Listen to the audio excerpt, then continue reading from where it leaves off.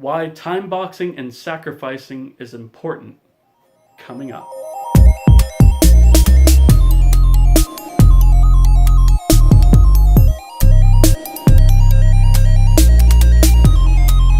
Hey guys, it's Travis Vroman here, and today I want to talk about time management and the concept of time boxing and sacrificing, and why that is so important when you're developing video games or anything for that matter.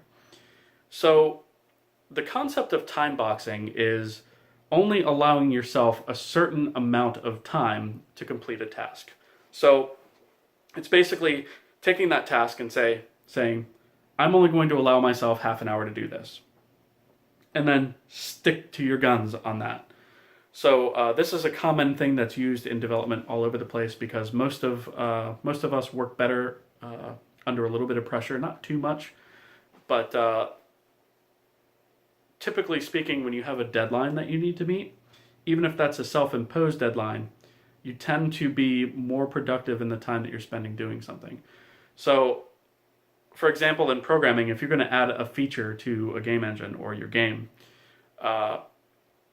and you allot 2 hours to complete that thing, you're probably going to complete it in 2 hours, if that's a realistic estimate of how long it's going to take to do that feature. And it's probably going to be done well, because you're not sitting there in a complacent state saying, well, I've got all day to get this one thing in there. You're saying, I only have 2 hours to do this, so I need to design and use my time efficiently in such a way where I can actually get this done. And the sacrificing part is saying, okay, I've only got 2 hours to complete this task or to add this feature. So what out of the feature, if anything, needs to be cut in order to make that happen? And what you wind up doing is you simplify the feature that you're trying to add, and you might cut things that you otherwise might not have cut if you weren't time boxing, which typically is a good thing because a simpler implementation is always a better implementation. Low tech tends to be the best solution in a lot of scenarios. Simple is good. It's when you have something that's huge and complex and you're trying to lay out this huge fancy framework, especially if you're working by yourself, that stuff just takes forever and you can go down the rabbit hole and get lost on that stuff. And time boxing that just keeps you from going down those rabbit holes, because what I do a lot of times is I'll pop up a timer on my desktop, and that way I can constantly see where I'm at time-wise, in terms of progress. So I'll know, halfway done or halfway through the time. If I'm not at the halfway mark yet, then it's like, okay, well, either I haven't budgeted my time correctly or I need to sacrifice something. And a lot of times you could sacrifice something that was an extra feature or a nice to have that doesn't really need to be in the software, but might make things nice, or maybe could be extended in the future, or maybe something that is only has a chance of being used in the future instead of something that will definitely be used. So it allows you to focus more on that main task that you're trying to do and get it into the engine or get it into the game within a short amount of time, and then it's done. You don't have to think about it anymore. And the way that I've always done this is a deadline is a deadline. And I've talked about this a little bit before, but when you set a deadline, you need to stick to the deadline. If something isn't done by that deadline, then one of two things has happened.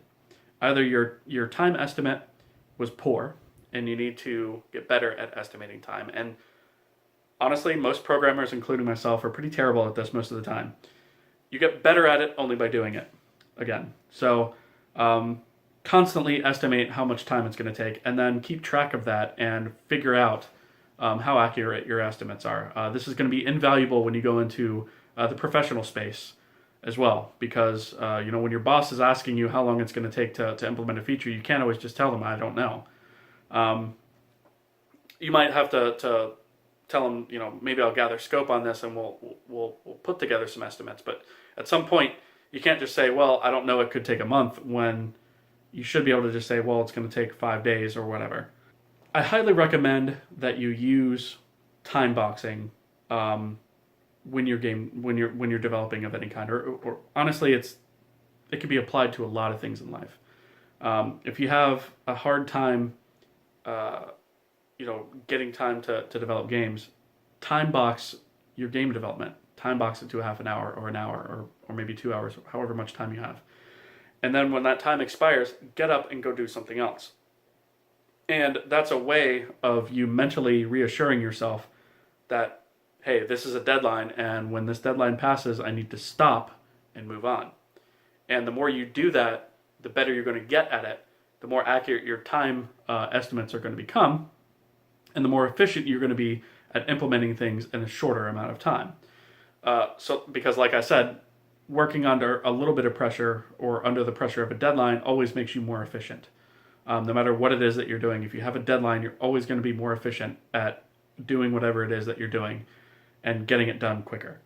If you don't have a deadline and time is unlimited, so to speak, you're going to spend probably 8 times longer or more than is really necessary to get that feature put into the game. So I'd like to hear back from you guys. Do any of you guys use time boxing or some form of it?